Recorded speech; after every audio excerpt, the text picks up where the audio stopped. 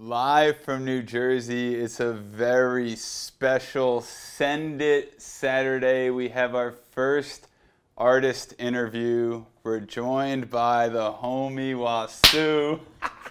How are you? I'm good, man. Doing well. Excellent. It's good to be here. Thanks for having me. Of course. My pleasure. So let's get started and talk about how we first came to know one another. Do you want to tell the story? Yeah. So I was actually I was Skyping with Tom Marsh, and he sent me a couple Instagram videos from this Amor Army guy, and I think it was Black Mountain was the first video that he sent, and it was you dancing like a buffoon with your cane, right, to Black Mountain. And there were a couple other videos that you had with Ben Bomer and a couple other videos that you're doing within Juna Deep as well. And I instantly threw you a follow, and we started chatting from there. I think that was maybe, oh gosh, probably like a year ago at this point, right? It was a year ago. Like I think a year this month. Yeah, I think so, yeah. I discovered Black Mountain, and this was actually one of the first videos that I put an extra level of intention into my choreography. And when you responded the way you did, it actually gave me a ton of inspiration. And it opened a line of communication for us to start chatting. Yep. That turned into texting. Next thing you know, we're having friend conversations more than music. And then I came to Brooklyn. I was going to a show that you were going to at a venue that we will keep the name out of that had a very inadequate sound system. I was having a terrible time there. Yeah. And you showed up, and I received a hug from behind. And honestly, man, it was such a warm, loving embrace that I was assuming it was you. I wasn't 100% sure. And I turned around, and we finally got to meet. Met in person, yep.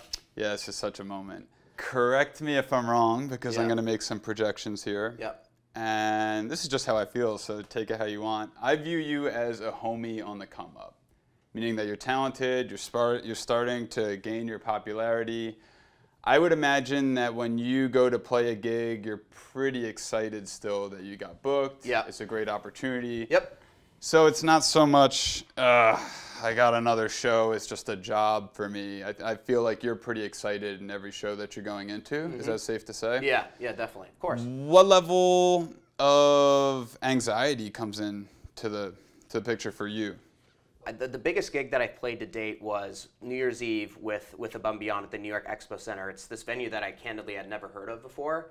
And it's just this massive, like, arena. Was that this year? That was this year, okay. Yeah, New Year's Eve 2020. And I remember just, like, going into it, I wasn't really nervous at all. Like, even days, like, even minutes leading up to it, I met up with a couple friends in the Upper East Side to grab a couple drinks before I hang down there. And, yeah, just, like, even when I got to the venue, still not nervous, you know, just totally calm and relaxing. But then the first time that I had felt nervous in maybe, like, 2 or 3 years was when I set foot on stage. You just like look out and you could see like 200 yards like down this arena, and you're like, oh shit. You know, like it was that's when it kind of got real. But then, you know, after call it the first or second song into my set, it's just, you know, it's the same shit. It's just a different setting, you know. So having that experience of just, you know, it's there's actually funnily enough, there's a Peloton commercial, you know, where he's like riding a bike and he's like putting his tie on, and he says it's just another meeting. And it's like that same concept. It's like it's just another DJ set, just in a different environment, you know. So that was the first time I'd felt nervous in quite some time. All right, shifting from the DJ booth to the production studio. Yeah. You've been producing a lot of music lately. I see you consistently releasing tracks with prominent record labels. This makes me extremely happy. Yep. When I'm going through my research process, finding tracks, and I see that Wassu has a release with Silk Music, this warms my heart, and I can't wait to make a video and send it. So I want to talk about producing a little bit. You mentioned you started about 2.5 years ago. 2.5 years ago. Yeah, August of 2017, yeah. And since then, you've released plenty of solo projects. You've released a track with Marsh on Juna Deep. Yeah. I mean, let's be honest, that's a big fucking deal from where I'm sitting. So congratulations, Thank first you. of all. Yeah. I want to share some perspective and light with our audience, okay? A lot of times we have a dream and we think, I can't do that. It's going to take so much work. In 2.5 years, you've accomplished so much from my perspective. What advice would you give to someone who's thinking about pouring their heart into this? Yeah, I think I hear this time and time again, and I think it's really, I think there's different levels of advice for different people depending on where you are in your career. But as you're sort of getting started, I think work hard, be patient, and be humble are probably the 3 really most important things. The other thing that people don't talk about, though, as producers, like getting into it, I think my biggest piece of advice, kind of twofold. One, seek a mentor. Like seek somebody that you can ideally take lessons with, like just sit down with once a week, because that can and I think that's a big reason why my music career is kind of elevated a little bit in the way that it has in kind of call it a short period of time, is because I work with my friend Donnie, DJ D-Star, who has literally kind of taught me everything under the sun. Same with Marsh as well. I used to take lessons with him as well. So I think 2 things, kind of one, seek a mentor who can kind of guide you, take you under their wing, show you the tips and tricks and get you sort of started and bring you that sort of level of confidence that you need so early on. And then second is having just a trusted network of people in the industry, producers, DJs, whatever, where you can send music around and seek feedback. But a trusted network, because I think when you send your track out to call it 100 or so people, they're all going to tell you different things. I think Hyperbits talks about this, where he's like, feedback is helpful, but sometimes it can be more detrimental if you're seeking it from, call it 10 different people, because some people will say, your bass isn't thick enough, your bass is too thin, or your vocal's too loud, or your vocal's too soft. You get different levels of opinions, so I think having that trusted network and having a specific kind of mentor who can take you under their wing is, especially if you're getting started, is hugely important. Yeah, I love this. You bring up 2 topics that I was thinking about going deeper into. One is confidence. So at what point in your journey did you find the confidence to really step into this? Did you always have it internally? Was there an artist that you placed value in that came to you and said, you got it, keep going? Was there any special moments like that for you? I don't know if there's like special moments. I think like, for really kind of the first 1.5 years, you're sending music out and you're not really you're not getting responses from record labels or artists or whatever. And I think I've been very thankful and fortunate enough where I'm now kind of in a position where I'm sending music out to big DJs and very well-respected labels, and these guys are replying to me. So kind of getting that level of traction and getting that level of response and engagement is definitely a huge confidence booster. And then when you sort of, I think that's really it, where you're kind of, you're finishing music and most of it is getting picked up or signed, is just a huge confidence boost. But I think, again, just going back to being patient, you just have to be patient, understand and accept the fact that maybe some of your productions won't be at the level that you want them to be getting started on early on. But that's kind of what I would say about that. It's just kind of being patient and getting that sort of response. You'll see that your responses and engagement from big artists and record labels will increase over time. That's kind of my, I guess, level of confidence boost. If that How makes sense. about fan engagement? What's been your experience there? And just be honest, if that doesn't really get you up and get you pumped. It's crazy, man. Even just in the last call, I don't know, 3 or 4 months, I wouldn't wake up to an Instagram notification saying, so and so has mentioned you in a comment, and it'll be like you in a track list of a mix that they did. Right. And now I wake up to it almost daily, and it's just super humbling. I love the fan engagement. When people DM you and whatnot, I always respond to everybody. It's just super encouraging, and it's just, I love it. I'm all for it. So. Yeah, the reason I bring that up is because I'm a big believer in, from my own journey and me growing the Army of Love project, everyone that's engaged with me is such a part of it. They fill me with the energy that I'm sending out, and I want you to know that your energy and your input is a part of this. So for the fans that want to show appreciation, they don't necessarily have to go buy your track for $3 to help support your movement, your confidence, and your momentum. So you guys are a part of this. Yeah, 100%. Okay, switching up to record labels. Yeah. As I've been exploring music more and more, I found that familiarizing myself with record labels and the sounds that they present, that's the key for me finding my sound. Yep. From a purely music fan, consumer point of view, what are some of your favorite record labels?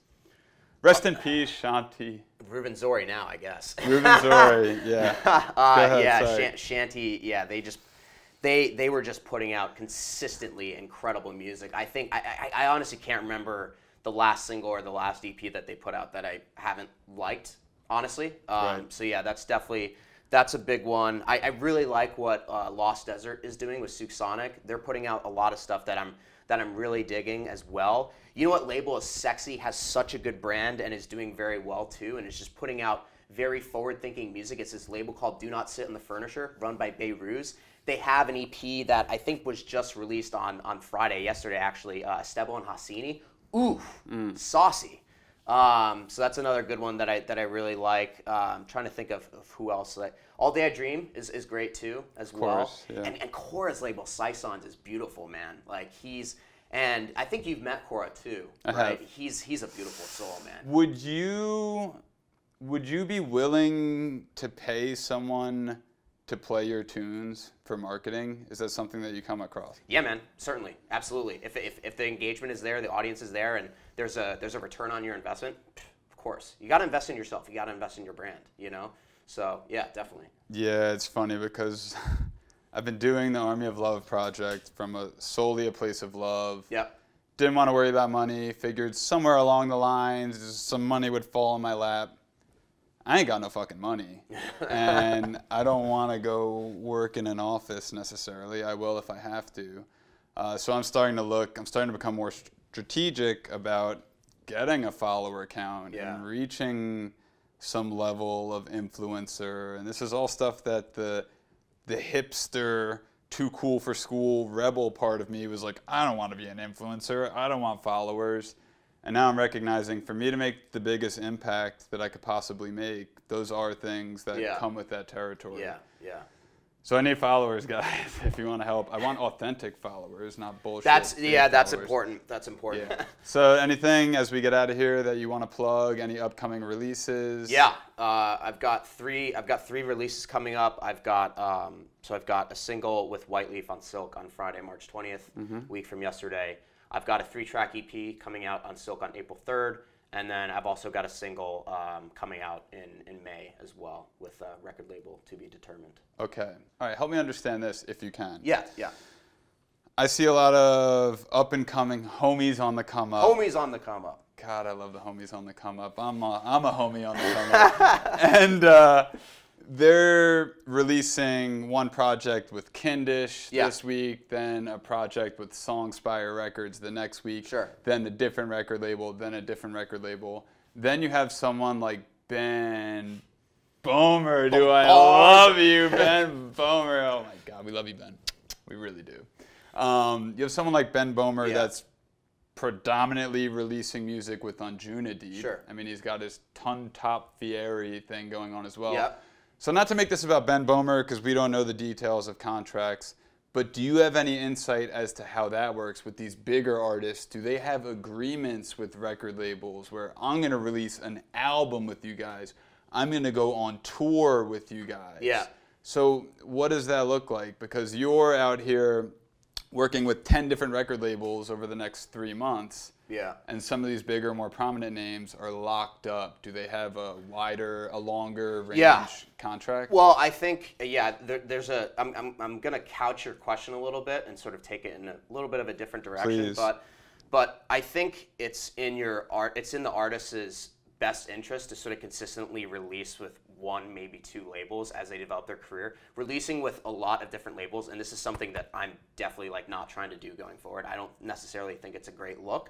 But I think as you start out, it's great. And you know who really did this? I keep bringing him up, but you know who did a great job at this? Is Cora. He did a phenomenal job at this. He came in, he released with Earthly Delights, he released with Soul Select Us, right? He also released with, there were a couple other labels that he released with as well. I'm blanking on them.